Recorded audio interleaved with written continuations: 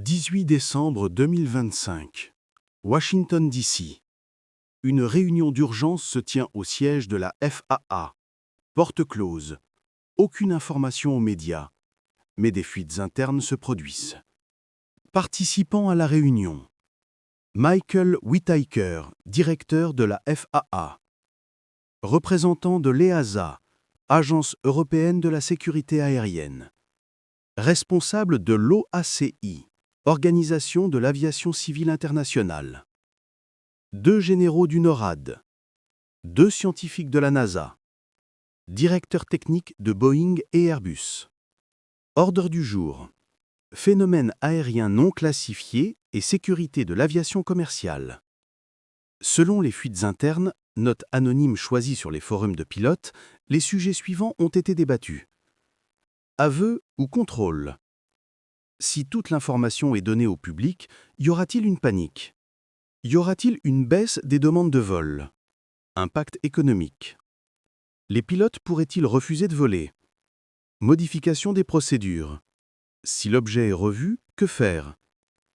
Les avions doivent-ils changer de route? Procédure d'atterrissage d'urgence ou ignorer et continuer? Coordination militaire. Faut-il faire décoller un F-16 ou F-35 à chaque observation? Et si l'objet répond de manière agressive? Contrôle de l'information. Comment empêcher les rapports de pilotes de fuiter vers les médias? Comment gérer les vidéos de passagers? Légalement inobloquables, mais peuvent être étiquetées trompeuses. Résultat de la réunion. Déclaration officielle, 19 décembre 2025, communiqué de presse FAA. La FAA et ses partenaires internationaux examinent le phénomène aérien détecté le 17 décembre 2025 dans la région du Golfe Persique. Les premières conclusions suggèrent un événement météorologique ou atmosphérique. Il n'existe aucune menace connue pour la sécurité de l'aviation commerciale. L'examen se poursuit. Mais les pilotes n'y croient pas. Sur les réseaux sociaux, le hashtag #PilotsDeserveTruth devient tendance. Les syndicats de pilotes demandent une enquête indépendante. Et le plus étrange, la FAA, le AAC et l'OACI publient à partir du 20 décembre 2025 un Notice to Airmen confidentiel à tous les vols commerciaux. Entre FL 350 et FL 420, des cibles radars non classifiées peuvent être détectées. Les pilotes doivent répondre aux alertes TCAS selon les procédures standards.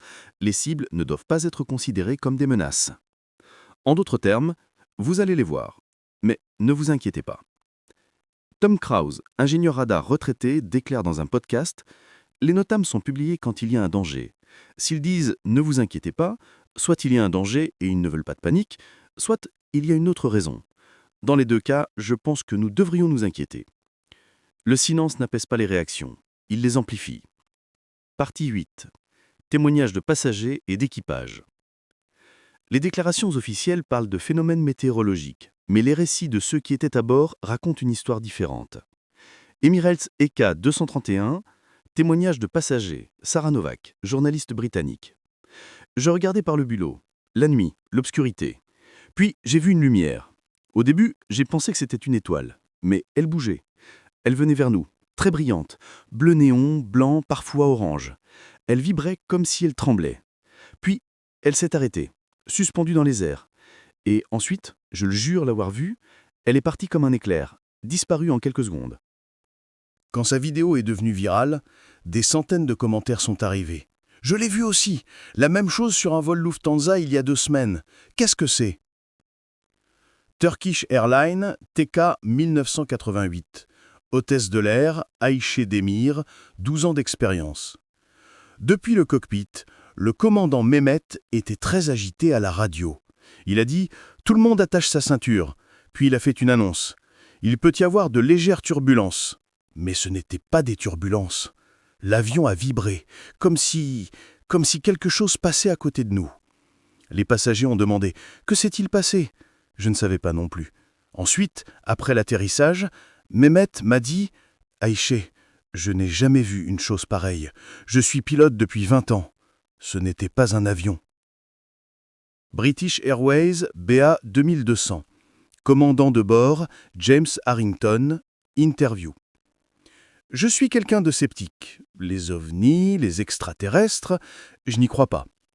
Mais ce que j'ai vu le 19 novembre, je ne peux pas l'expliquer. Pendant 7 minutes, sur l'aile droite, à 500 mètres de distance, il a volé. Jamais dévié, jamais ralenti, comme s'il nous suivait.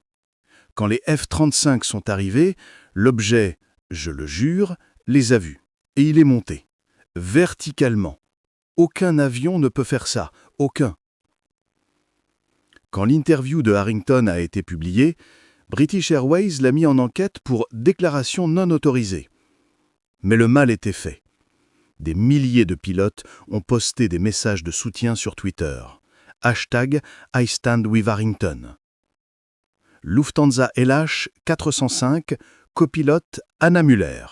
Forum de pilotes anonyme. Nous l'avons vu sur l'écran radar. Il a tourné à 90 degrés. Nous sommes tous restés figés. Le commandant a dit « C'est impossible ». J'ai dit « Je sais ». Mais c'est arrivé sous nos yeux. Maintenant, nous avons écrit un rapport, envoyé à Francfort. Réponse : peut-être une erreur technique. L'équipement sera calibré. Mais ce n'était pas une erreur d'équipement. Nous l'avons tous les deux vu. Qatar Airways QR009, le commandant Nasser Al-Thani, enregistrement fuité d'une réunion privée. Nos systèmes sont tombés en panne. Le pilote automatique est parti.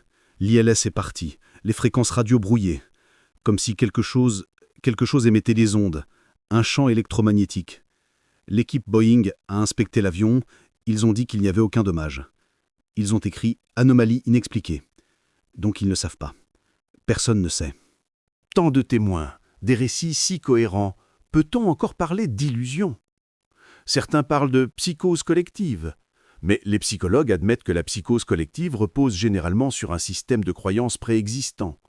Les pilotes et les passagers, indépendants les uns des autres, de différents pays, sur différents vols, tous racontent la même chose.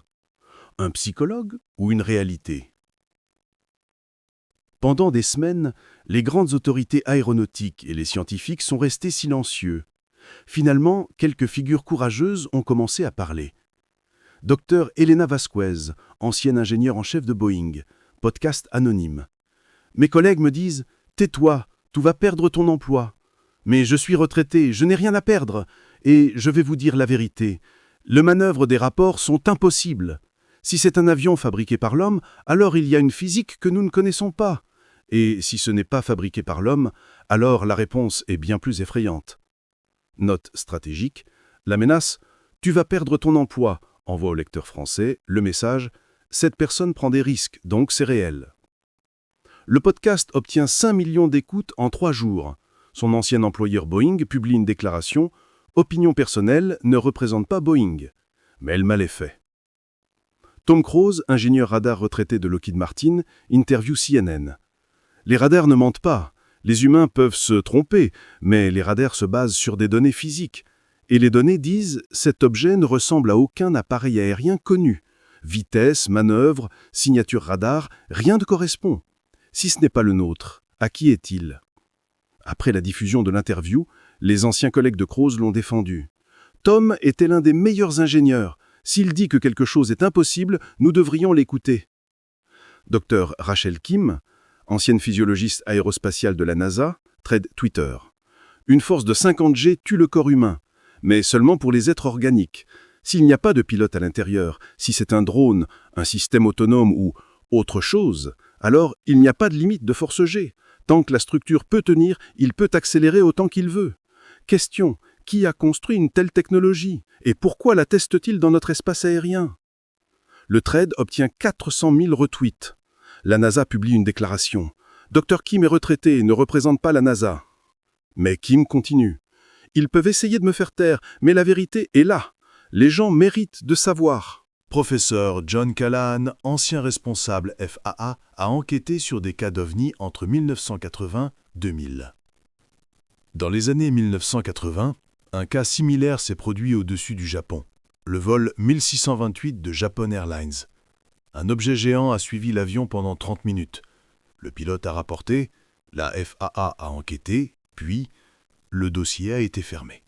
Ils ont dit « ballon météorologique », mais le pilote a insisté, c'était un avion gigantesque. Maintenant, la même chose se produit. L'histoire se répète. Mais cette fois, il y a plus de témoins, plus de données, et trop de gens parlent maintenant pour être réduits au silence. Et puis, la plus grosse bombe. 25 décembre 2025, jour de Noël. Une source anonyme fuit des documents au New York Times. 47 rapports de cibles radar non classifiés entre 2019 et 2024, documents internes FAA. 89 rapports d'anomalies TECAS de pilotes, gardés secrets. 12 ordres de décollage d'urgence F-16 et F-35 du NORAD, non révélés au public. Les documents sont vérifiés. Le New York Times fait la une. Rencontre aérienne classifiée, la FAA a caché des rapports de pilotes pendant des années. Réaction publique instantanée. Twitter, Reddit, TikTok explosent. Hashtag FAA Cover-up en tendance. Les pilotes avaient raison, la FAA a menti. Que cache-t-il d'autre ? Le porte-parole de la FAA fait une déclaration d'urgence. Les documents sont sortis de leur contexte. Procédure d'enquête routinière. Aucune menace détectée. Mais plus personne n'y croit maintenant. L'idée était plantée. Et maintenant, le monde entier pose la même question. Et si ce n'est pas un avion ? Et si c'est une visite ? Question finale grave l'hypothèse centrale du texte dans l'esprit du lecteur. Partie 10. Et maintenant ? La fenêtre sur l'avenir. Au 28 décembre 2025, le monde garde les yeux rivés sur le ciel, en attente. L'objet, ou les objets, n'a pas disparu.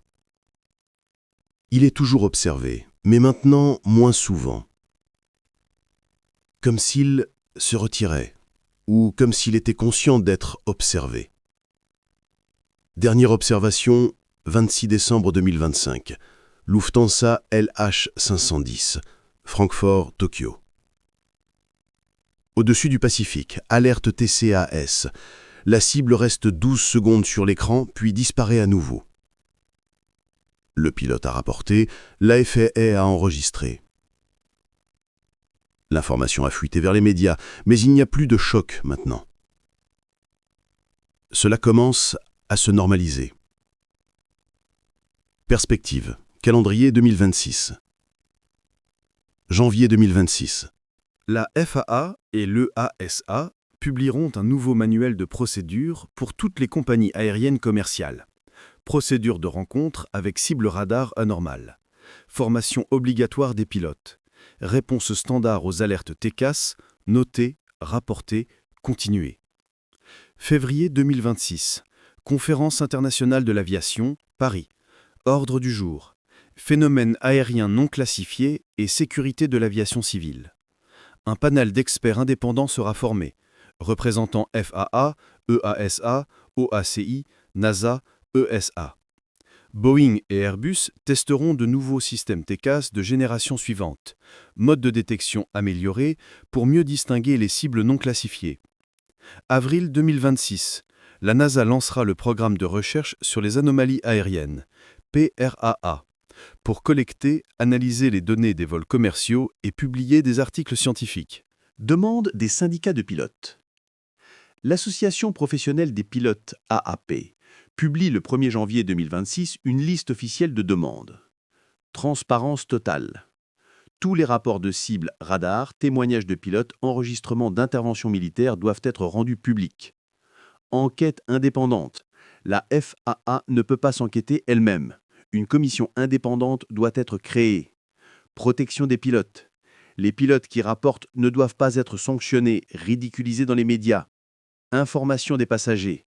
S'il y a un risque, les passagers doivent le savoir. La présidente de la AAP, commandante Laura Martinez. Nous voulons simplement des réponses. Nous demandons qu'est-ce que c'est. Et dire nous ne savons pas mais tout va bien n'est pas une réponse. Et vous ? Peut-être êtes-vous dans un avion en ce moment.